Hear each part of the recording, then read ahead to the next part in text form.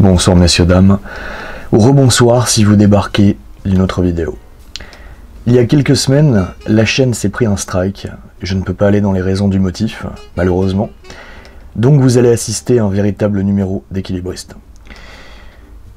Ce qui s'est passé m'a fait repenser à une certaine vidéo que j'ai fait il y a quelques années, il y a 4 ans, sur le stage de rattrapage de points, sur le permis.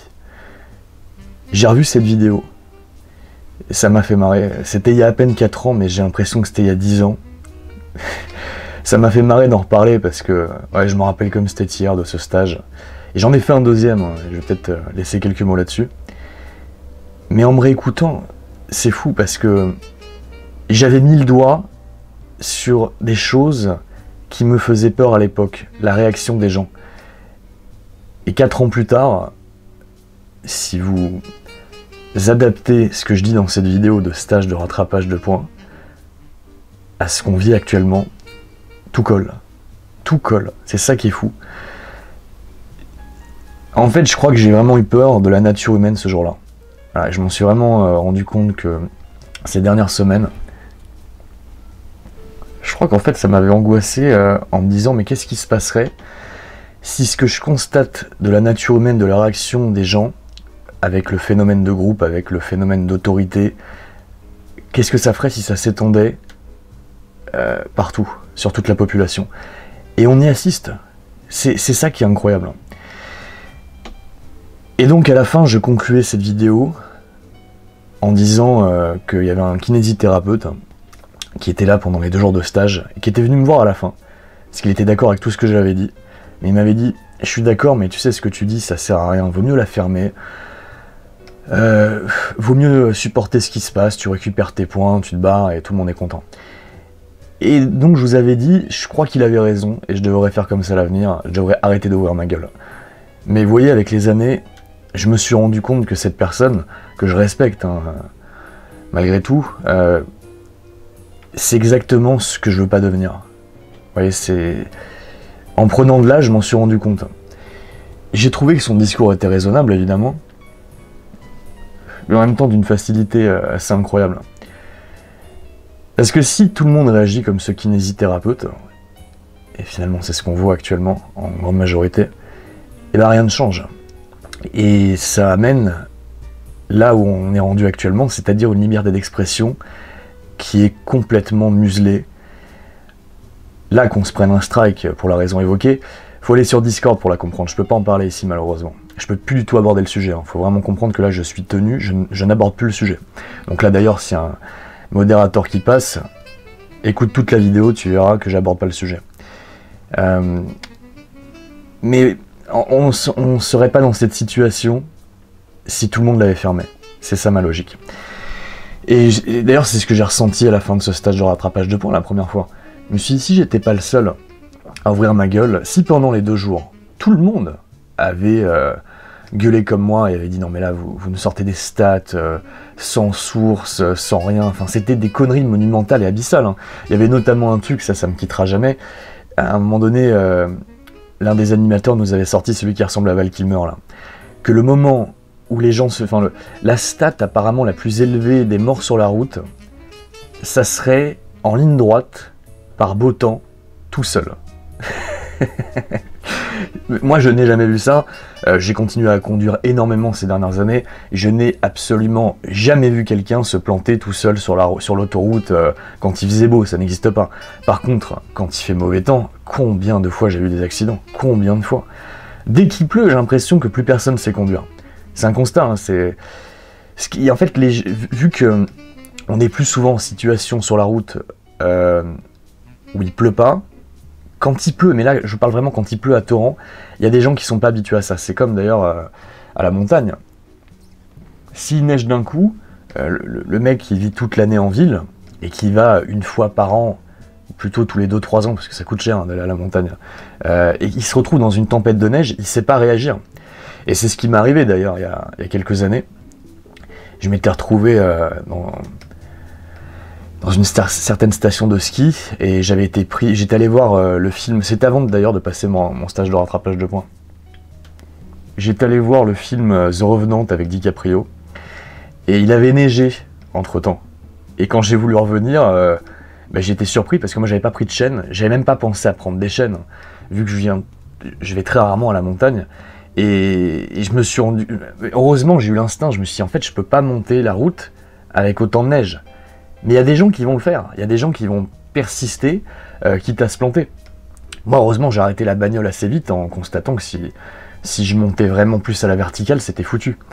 Il en est de même en fait quand il pleut à torrent, il y a des gens qui n'arrivent pas à adapter leur vitesse. Ils n'arrivent pas à voir en avance qu'ils vont faire de l'aquaplaning sur une flaque d'eau, tous ces paramètres-là.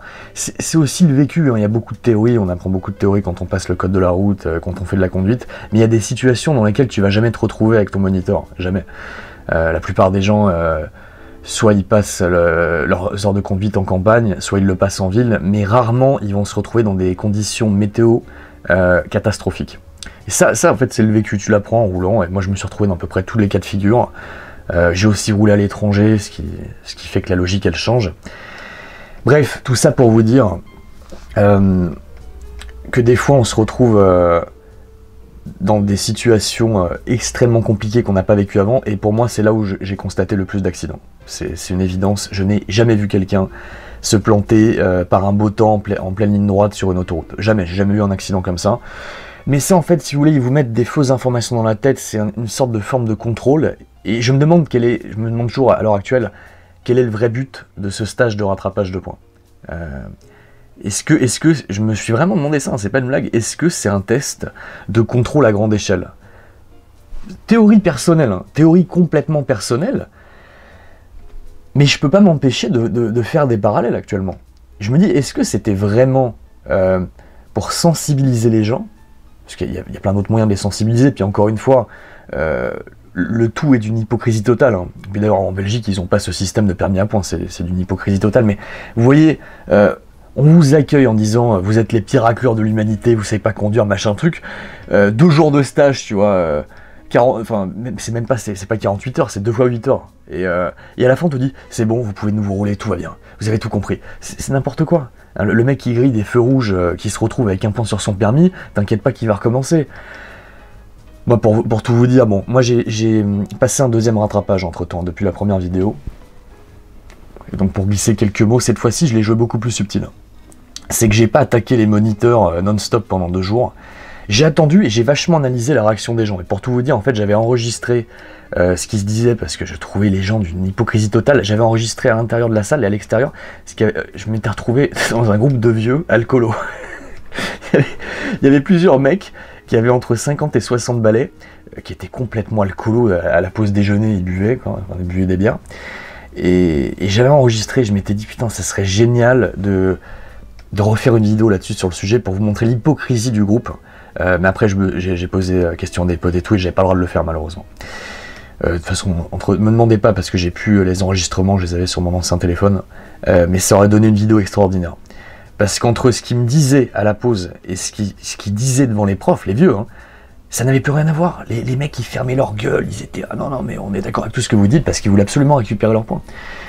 C'est fou, quoi. En fait, moi, je me dis, la seule situation dans laquelle j'accepterais à ce point-là de la fermer et d'aller à l'encontre, peut-être, de toutes mes valeurs, c'est si j'étais pris en otage dans l'avion, vous voyez. Parce que j'ai très peur de l'avion. Il y a mon père qui m'a raconté une anecdote une fois, c'est qu'il avait pris, je crois que c'était avec Air France, t'avais le pilote qui avait dit à partir de maintenant, dans mon avion, c'est tolérance zéro. Et vous voyez, quand vous êtes à des centaines, milliers de mètres d'altitude, personnellement, moi j'ai très peur. S'il y a le commandant qui commence à m'insulter, j'oserais rien dire. Tu vois, je me dirais, putain, il pourrait planter l'avion. Moi j'ai extrêmement peur dans cette situation. Mais je me dis là, qu'est-ce que risquent les gens dans le cadre d'un putain de rattrapage de points? Ils savent qu'ils vont récupérer les points. Tu peux poser des questions, tu peux ne pas être d'accord avec le moniteur, mais et je me suis dit, même des vieux alcoolos qui pleusaient, hein, des gars qui m'ont dit en off qu'ils buvaient pendant qu'ils conduisaient, quoi. Enfin, pas dans la voiture, mais ça leur arrivait fréquemment de prendre le volant alcoolisé, quoi. Je me dis comment ça se fait qu'ils la ferment à ce point-là, quoi. C'est fou. Donc, il n'est pas, en fait, c'est pas fou. En fait, tout est logique maintenant. Moi, j'ai vu ça sur 2 stages différents. Je pense que ça se passe à peu près pareil dans tous les stages en France, tous les jours. Enfin, je sais pas s'il y a eu beaucoup de stages du coup avec la situation actuelle, je sais pas trop comment ça se passe. Heureusement, du coup, grâce à cette situation, bah, j'ai moins roulé. Donc là, j'ai récupéré quasiment tous mes points, j'en suis très content. Ce qui n'empêche pas que je conduis exactement comme avant, c'est-à-dire très bien. J'ai pas eu d'accident depuis 0. Je touche du bois, évidemment. C'est du bois. Vous voyez pas, mais c'est du bois. Mais voilà, ça n'a rien changé, ça m'a pas changé ma psychologie. Je sais qu'on nous a raconté des conneries pendant 2 jours, je le sais.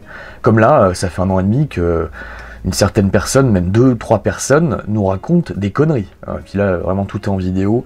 On voit d'un mois sur l'autre que le mec se contredit, il n'y a plus aucune crédibilité. Il y a encore des gens pour y croire, c'est ça qui est terrible. Bref, je vais faire une petite coupe. On reprend. J'espère que vous arrivez à me suivre, je sais que c'est cryptique, mais je vous en prie, essayez de tenir. Donc c'est fou de voir autant de personnes prêtes à renier tous leurs principes et ce qu'elles pensent vraiment, juste parce qu'il y a une petite carotte au bout. Vous voyez, et en se disant, peut-être qu'au bout d'un moment, ils arrivent à se faire endormir et qu'ils arrivent à croire aux conneries qu'on leur raconte, parce que le seul truc qu'ils veulent à la fin de la journée, c'est récupérer leurs petits points, c'est retrouver leur petit confort, et faire un reset, en fait, comme si rien ne s'était passé. T'as des mecs qui ont fait toutes les conneries possibles imaginables au volant, ce qui n'est pas mon cas. Moi, je me suis fait avoir pour des bêtises, des radars, une fois au téléphone au volant, bon ça c'était pas bien évidemment, mais des bêtises. Je veux dire, moi je suis pas un danger public, je vais pas à 200 sur l'autoroute, je conduis pas à 70 en pleine ville, vous voyez, je suis pas fou. C'est comme là actuellement, je fais pas n'importe quoi, je vais pas aller me mêler à une foule, aller en plein concert, vous voyez, je mesure le danger. Je pense que tout le monde devrait faire comme ça, mais nonobstant, je me fais pas endormir par des conneries, par toutes les conneries qu'on peut me raconter. Je reste un esprit libre, je pense que c'est important de pouvoir rester libre dans sa tête. Il n'y a aucun moment où j'ai contredit d'ailleurs un quelconque consensus que ce soit sur un certain sujet, c'est faux. Il y a la vidéo qui est sur Odyssée pour en témoigner. Mais bref, en fait, là où je veux en venir, c'est que parce que autant de gens se taisent, qu'on en est là actuellement. Autant de gens se taisent, vous voyez, en stage de rattrapage, je pense que les moniteurs se réadapteraient s'il y avait que des gens comme moi. S'il y avait à chaque fois, à chaque minute, quelqu'un pour leur dire non, vous racontez des conneries, non, c'est faux, non, pendant toute la journée, ils changeraient leur approche. Ils arrêteraient d'essayer de manipuler les masses. Enfin, c'est ce que je pense. Hein. Mais l'être humain est vraiment fragile, facilement corruptible pour une petite carotte, c'est fou. C'est incroyable, même un âge avancé. Et après, voilà, t'as les gens, on va dire, un peu plus intelligents, mais finalement qui correspondent à ce dont j'ai peur que la société devienne. C'est des gens comme le kinésithérapeute, qui n'en pensent pas moins, qui sont comme moi, en fait, dans le fond. C'est des gens qui sont comme moi, mais qui vont la fermer tout le temps, parce qu'ils ont peur d'être jugés. Ils ont peur d'attirer l'attention et qu'on puisse se foutre de leur gueule ou qu'on leur dise ah, mais non mais toi tu racontes n'importe quoi. Ils ont peur de l'effet de groupe qui se ferme sur eux, vous voyez. Ils ont peur en fait d'avoir 10, 15, 20 personnes et une sorte d'autorité de mes couilles qui commence à les pointer du doigt, vous voyez. C'est ça le problème. Donc ça, ces gens-là ont peur, mais le truc que je me dis c'est que bon là le kinésithérapeute c'est quelqu'un de gentil, il avait 60 ans, vous voyez, mais je pense qu'il va y avoir de plus en plus de gens comme lui au sein de cette société pour d'autres sujets que le stage de rattrapage de points, et qui peuvent être potentiellement beaucoup plus dangereux qu'un mec qui joue le jeu en étant complètement lobotomisé. Vous voyez ce que je veux dire? Je pense qu'à chaque fois qu'on bride quelqu'un, qu'on l'empêche de s'exprimer, puis voilà, je vais redonner un exemple que j'ai dit autre part, mais c'est comme si vous étiez dans une salle de classe, vous avez un professeur, vous êtes l'élève, il vous pose une question, vous donnez une mauvaise réponse apparemment, il vous tape sur le doigt avec une règle, ça vous fait mal, vous dites mince j'ai donné la mauvaise réponse, là vous donnez la bonne réponse, il vous retape sur les doigts avec une règle, qu'est-ce que vous allez faire du coup? Vous allez plus parler, vous allez vous taire, parce que vous allez vous dire en fait mais que je donne la bonne réponse ou la mauvaise réponse, je me fais taper sur les doigts, et vous allez garder une sorte de rage au fond. Parce que c'est illégitime, on vous a tapé dessus pour une raison non légitime. Et ça peut vous rendre cinglé. Et on l'a vu avec certaines personnes, c'est pour ça que... Il y a une certaine personne dissidente, vous comprendrez tous à qui je fais allusion, qui je trouve a très très bien couvert certaines choses sur les hommes et les femmes dans les années 90, et qui a eu des analyses assez pertinentes sur pas mal de sujets. Moi, ce mec-là me sert d'exemple parce que je pense que je suis très proche de sa personnalité dans l'absolu. J'ai ce côté rebelle comme lui, j'ai pense beaucoup de points en commun, mais je m'en sers d'exemple parce que je me dis en fait, voilà ce qui se passe quand tu l'ouvres trop. Et là, c'est plus que le ban, hein, c'est plus qu'un petit strike, hein, c'est... Enfin, vous avez vu, quoi. Après, bon, malheureusement, du coup, ça l'a rendu vachement plus violent, je trouve, et je pense que c'est corrosif pour lui, et moi, je veux absolument pas devenir comme ça, mais j'essaie de trouver le juste milieu, en fait. J'essaie de toujours pouvoir m'exprimer d'une certaine façon, en restant dans les limites du raisonnable, en essayant de transmettre certaines choses sur les sujets que je maîtrise. Hein. Mais c'est très compliqué. C'est très compliqué. En tout cas, ce qui est sûr, vous voyez, entre ce mec-là, qui n'a plus beaucoup de cheveux, et le kinésithérapeute, je préfère le mec qui n'a plus beaucoup de cheveux, vous voyez. Je me sens beaucoup plus proche de ça, comme façon d'être. Mais je pense qu'il faut trouver, c'est un peu comme ce qu'on dit avec Flavien sur la pilule rouge et la pilule bleue, vous voyez. Finalement, il y a une vidéo où il est habillé en cycliste tout en rouge, vous voyez. C'est la pilule rouge, quelque part. Il y a peut-être une autre voie. Peut-être que c'est prendre les deux pilules, peut-être que c'est prendre une couleur de pilule qui n'existe pas, j'en sais rien, mais... Je pense qu'il faut pas se trahir, au fond. Il faut pas la fermer, il faut pas laisser tomber, en fait. Il faut pas laisser tomber le combat, parce qu'actuellement, il y a trop de gens qui laissent tomber, on se prend une douille monumentale, on se prend douille sur douille, c'est un truc de fou. Mais ce système est très très fort pour te la faire fermer. Et vous voyez, je veux pas que vous croyiez que parce que là, je suis revenu avec des vidéos Matrix, une vidéo sur le rétro gaming, que j'en ai rien à foutre, que ça me passe au-dessus. Hein. Non, non, vous inquiétez pas, hein, j'y pense tous les jours. Tous les jours, je pense à ce qui se passe. Ça me fait profondément chier. Mais j'essaie de rester subtil, vous voyez. Mais je veux pas non plus vous faire croire, voilà, que je vais faire que ça, quoi. Que du trivial, parce que ça n'a aucun intérêt. Moi, je vais vous dire franchement, ma mère m'appelait tout à l'heure. Elle me parle, je vais même pas nommer la personne, elle me parle d'un youtubeur dont ils ont parlé à la radio. Je l'ai arrêté tout de suite. Je lui ai dit non, mais m'en parle même pas, quoi. C'est terrible. Ma mère, du coup, elle écoute un peu la radio, la télé et tout, et on parle de certains youtubeurs dans ces médias. Mais je lui ai dit, c'est un vendu, quoi. Il a rien à dire, il y a rien du tout. Mais vous voyez, les gens d'un certain âge, ils ont grandi, encore une fois, avec les médias, avec la télé et la radio, ils ont une forme de confiance pour cette propagande médiatique. C'est ça qui est terrible. C'est comme les gens, je pense, à ce stage de rattrapage, viennent d'une autre génération, et je crois qu'ils ont un rapport avec l'autorité qui n'est pas le mien. C'est-à-dire que peut-être que, ayant connu la guerre, peut-être que ces mecs-là ils ont fait le service militaire, ils ont une façon différente que moi d'aborder les choses, c'est très possible. Mais moi, clairement, actuellement, et je n'ai plus aucune confiance, zéro, dans ce qu'on nous raconte. Hein. Là, vraiment zéro. Alors vraiment, le paysage médiatique, artistique, YouTube, mais tout, hein, tout le showbiz, hein, les acteurs, les musiciens, tous les mecs, en fait, qui n'ont rien dit depuis 1 an et demi. Rien, qui n'ont rien fait. Hein. C'est-à-dire qu'ils n'ont pas aidé les gens, qui n'ont jamais ouvert leur gueule pour... En fait, rien, c'est des anguilles. C'est des anguilles qui viennent te vendre leur camelote.